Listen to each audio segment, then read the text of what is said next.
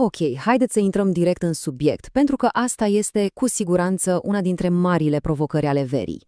Bine ați venit la această explicație vizuală. Scopul nostru astăzi? Să demistificăm, odată pentru totdeauna, cum putem găsi acel pepene verde perfect, dulce și extrem de zemos. Gata cu ghicitul, gata cu norocul chior. Transformăm informațiile practice, validate de experți în agricultură, într-un proces super simplu. Cu câteva verificări vizuale clare, absolut oricine poate deveni expert la tarabă. Vă sună cunoscută situația asta? E o zi caniculară de vară, mergeți la piață și vedeți un pepene absolut uriaș, cu o formă impecabilă, fără nicio zgârietură. Îl cărați până acasă cu greu, îl tăiați cu o poftă incredibilă și, surpriză, interiorul e palid, apos, cu o textură parcă de făină și complet lipsit de aromă. E o dezamăgire totală. Tocmai de aceea avem nevoie de o strategie, pentru că acel aspect exterior perfect poate fi, sincer, o mare păcăleală dacă nu știm exact la ce detalii să ne uităm. Pentru a evita genul acesta de dezamăgiri, iată planul nostru pe scurt. Vorbind despre capcana lipsei de gust, dezvăluim secretul coacerii, trecem prin cele 5 semne vizuale esențiale, demontăm rapid mitul sunetului și, la final, facem o comparație practică. O inspecție sistematică reduce aproape la zero riscul unei alegeri neinspirate. Partea 1.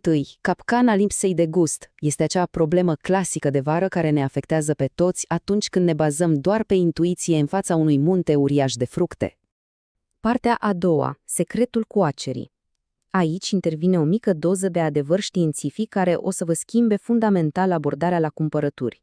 Deci, punctul crucial este următorul. Peperii verzi, spre deosebire de banane, roșii sau piersici, pur și simplu nu se mai coc și nu devin mai dulci după ce au fost recoltați.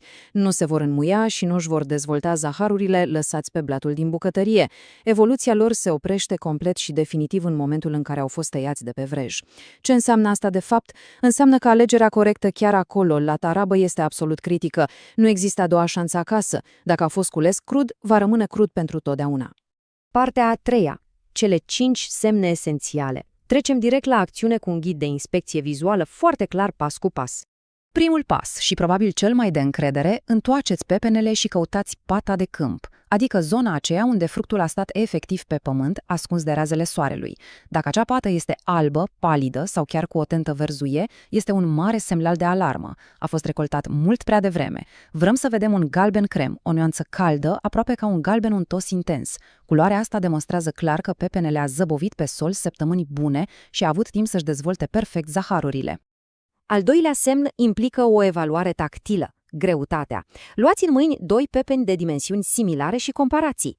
Cel mai bun va fi mereu cel care pare surprinzător de greu pentru cât de mare este, de parcă ați ridica o minge de bowling. De ce contează asta?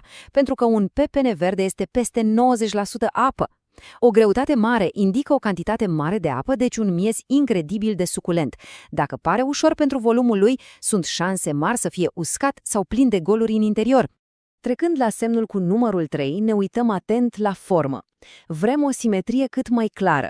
Fie că e complet rotund sau ușor oval, ideea este să fie crescut uniform pe toate părțile. Asimetria este un detaliu de evitat. De obicei arată că planta a avut parte de condiții haotice, cu irigare sau expunerea la soare inconstante. Și evident, evitați cu strictețe orice exemplar care are zone turtite, lovituri, crăpături, mucegai sau pete moi. Acolo deja pot intra bacterii, iar calitatea din interior este compromisă. La punctul 4 ne concentrăm pe coajă. Dincolo de faptul că trebuie să fie fermă, finisajul ei este esențial. Intuitiv, mulți sunt atrași de pepenii foarte strălucitori și lucioși, crezând că arată prospețime. Fals. De fapt, o coajă foarte lucioasă ne spune că fructul este imatur. Pe măsură ce un pepene ajunge la maturitate deplină pe câmp, coaja sa devine mată, opacă, având un aspect ușor prăfuit. De asemenea, dacă simțiți un miros acru, fermentat sau vedeți că se scurg lichide din el, lăsați-l exact acolo unde l-ați găsit.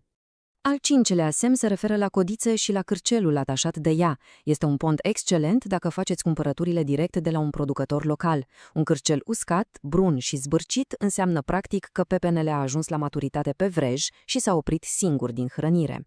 Totuși, țineți cont că e un indicator situațional. Prin supermarketuri, codițele sunt adesea tăiate complet pentru transport, așa că dacă nu le găsiți, bazați-vă cu încredere pe celelalte 4 criterii. Partea a 4-a. Testul sunetului și mituri. Acum, partea cu adevărat interesantă aici este că trebuie să renunțăm la niște convingeri populare foarte vechi care ne pot duce complet pe o pistă greșită. Și ajungem inevitabil la faimosul test al bătutului. Cu toții am văzut pe cineva bătând într-un pepene de parcă ar acorda un instrument muzical. E adevărat că un sunet mai adânc, mai plin, poate sugera o anumită maturitate a fructului.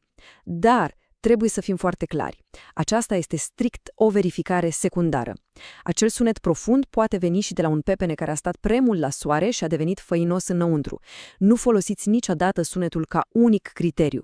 Pata de câmp și greutatea sunt de 1000 de ori mai sigure. Mai mult, haideți să spulberăm rapid câteva mituri urbane pe care le puteți ignora complet. Poveștile cum că pânzele aspre sau zgrieturile abundente de pe coajă garantează dulceața pentru că albinele au polenizat intens floarea, știința ne spune că sunt doar daune minore de la insecte sau frecarea de sol.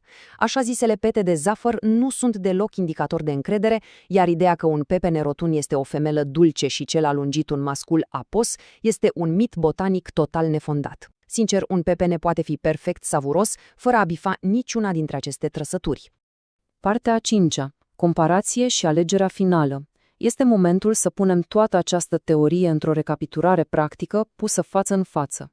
Și asta ilustrează perfect esența acestui ghid. În stânga avem candidatul ideal. O pată generoasă de un galben crem, finisaj opac și mat al cojii, o greutate impresionantă pentru dimensiunea sa și o formă absolut simetrică.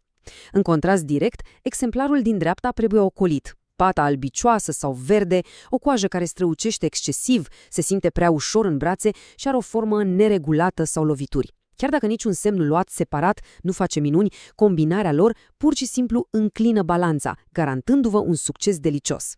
Așadar, data viitoare când vă opriți la piață, care va fi prima mișcare pe care o veți face?